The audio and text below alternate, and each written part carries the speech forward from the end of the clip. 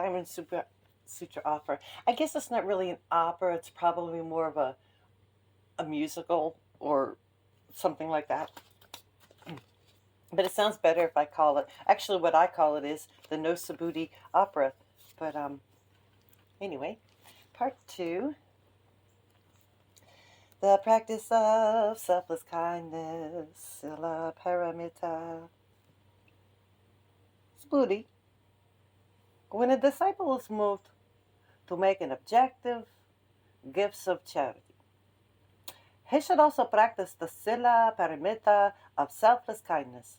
That is, he should remember that there is no arbitrary distinction between one's own self and the selfhood of others, and therefore he should practice charity by giving not objective gifts alone, but the selfless gifts of kindness and sympathy. If any disciple will simply practice kindness, he will soon attain Anatura Samyak Sambodhi. Subhuti. But what I have just said about kindness, the Tathagata does not mean that the disciple, when making gifts, should hold his mind any arbitrary conceptions about kindness. For kindness is, after all, only a word, and charity should be spontaneous and selfless.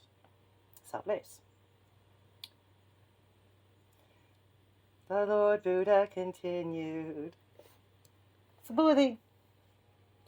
If any disciple hit together the 7 treasures forming an elevation as high as Mount Sumeru, and as many Mount Sumerus as there are in the 3,000 great universes, and bestowed them in charity, his merit would be less than what would accrue to the disciple who simply observed and studied the scripture and in the kindness of his heart explained it to others. The latter disciple would accumulate greater blessing and merit in comparison of 100 to 1. Yes, of 100,000 myriads to 1. Nothing can be compared with it. The Lord Buddha continued. Do not think, Subhuti, that the Tathagata would consider within himself, I deliver the human beings. But that would be a very degrading thought. Why? Because there are no sentient beings to be delivered by the Tathagata. Should there be any sentient beings to be delivered by the Tathagata, it would mean that the Tathagata was cherishing within his mind arbitrary conceptions of phenomena, such as one's own self, other selves, living beings, a universal self. Even when the Tathagata refers to himself, he is not holding in his mind any such arbitrary thought. Only terrestrial human beings think of selfhood as being a personal possession. Subhuti. Even the expression terrestrial beings is used by the Tathagata does not mean that there are any such beings. It's only used for figure of speech. I'm merely talking to myself right now. The Lord Buddha continued. Subhuti. If a disciple bestowed as alms an abundance of the 7 treasures sufficient to fill as many worlds as there are grains of the sand in the Ganges River, and if another disciple, having realized the principle of egolessness of all things, and thereby attained perfect selflessness, the selfless disciple would have more blessing and merit than the one who merely practiced objective charity. And why? Because Bodhisattva Mahasattvas do not look upon their blessing and merit as a private possession. Subhuti inquired of the Lord Buddha, what do the words Bodhisattva Mahasattva do not look upon their blessing and merit as a private possession mean? Lord Buddha replied, as those blessing and merit have never been sought in any covetous spirit by a Bodhisattva Mahasattva, so that by that same spirit they do not look upon them as a private possession, but as a common possession of all animate beings. The practice of humility and patience, the cash and the paramita. What do you think, Subhuti? Supposing a disciple who has attained the degree of into the stream, I think that's why these words, Krotapana, could he make any such arbitrary assertion as ooh, I have entered the stream? Subhuti replied, no, honored of the worlds, because while by that measure of attainment it means that he has entered the holy stream, yet, speaking truly, he has not entered anything, nor has his mind entertained any such arbitrary conception as form, sound, taste, color, odor, touch, and discrimination. It is because of that degree of attainment that he is entitled to be called a Krotapana. What do you think, Subhuti? Suppose a disciple has attained the degree of Sakradangaman. One more return.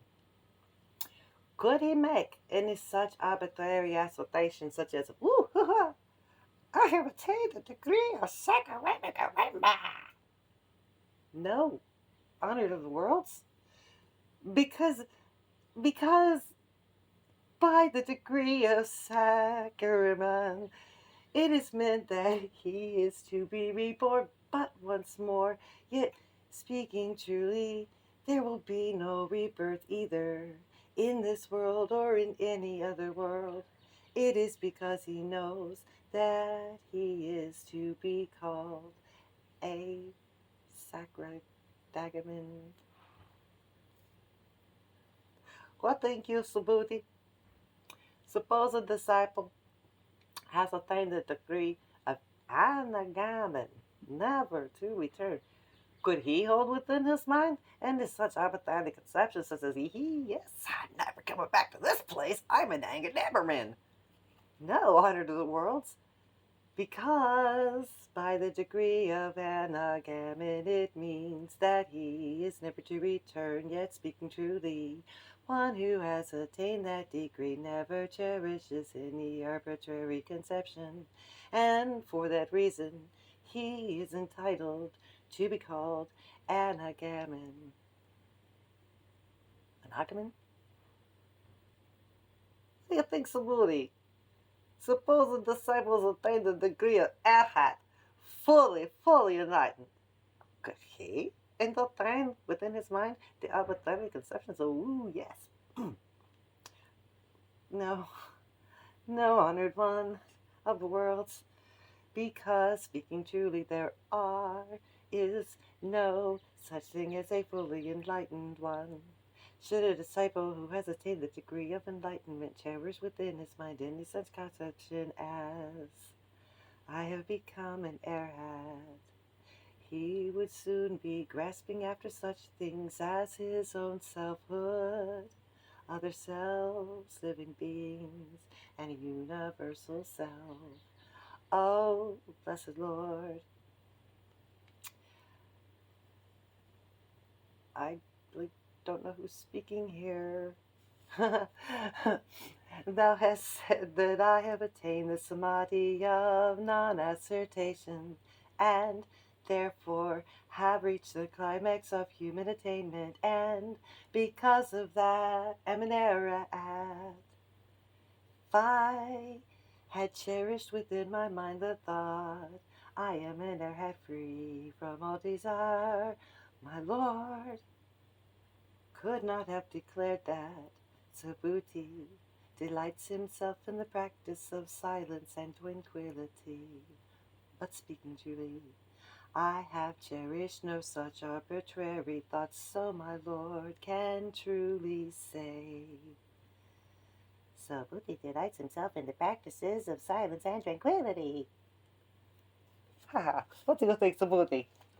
When the Tathagata in a previous life was a Dan Pinkara Buddha, did I receive receive any definite teaching or attain any definite degree of discipline because of which I later became a Buddha? No, under the worlds. When Tathagata was a disciple of Buddha Dipankara, speaking truly, he received no definite teaching, nor did he attain any definite excellence. Well, what do you think, Subhuti?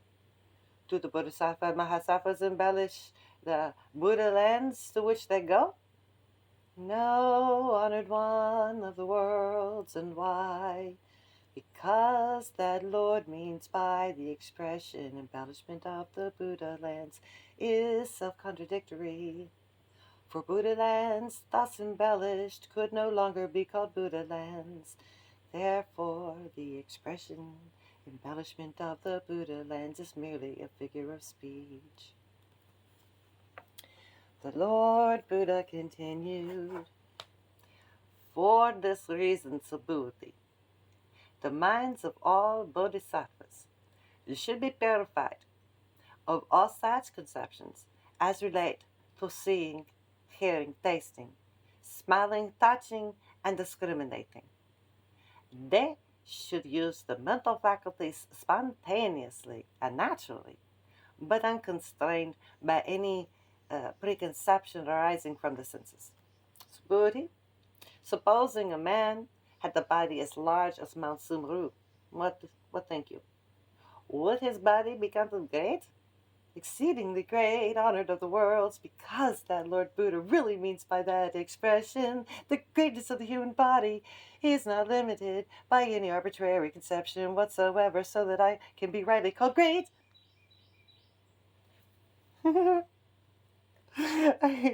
Excuse me. I just felt like Sabrina was excited to get the right answer.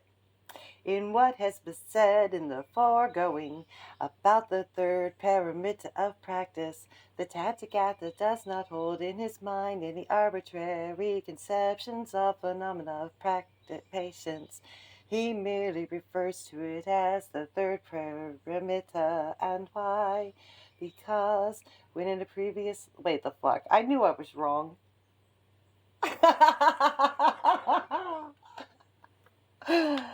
Oh, I forgot who was speaking. It's what you do when you lose your selfness. You forget who's speaking. Besides, Subhuti, I recall that during my 500 previous lives, I had used life after life to practice patience and to look upon my life humbly, as though it was some saintly being called upon to suffer humility. Even then, my mind was free from such arbitrary conceptions of phenomena as my own selves, other selves, living beings, and the universal self.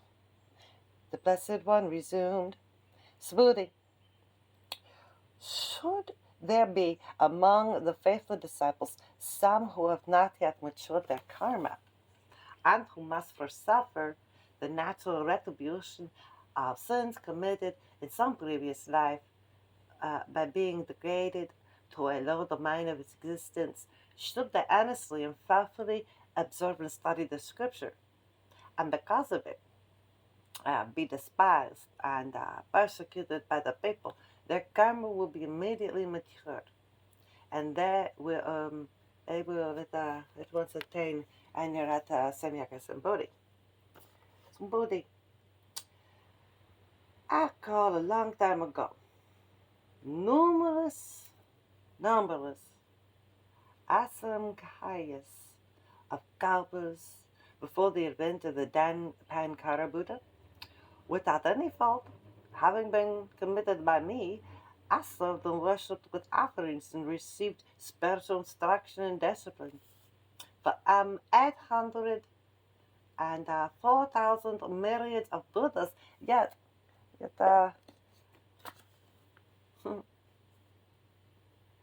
Yet, in the far off edges of the last kappa of this world, if a disciple shall faithfully observe, study, and put into practice the teachings of this scripture, the blessing that he, by so doing, will gain will be far exceed that acquired by me during all those years of service and discipline under many Buddhas.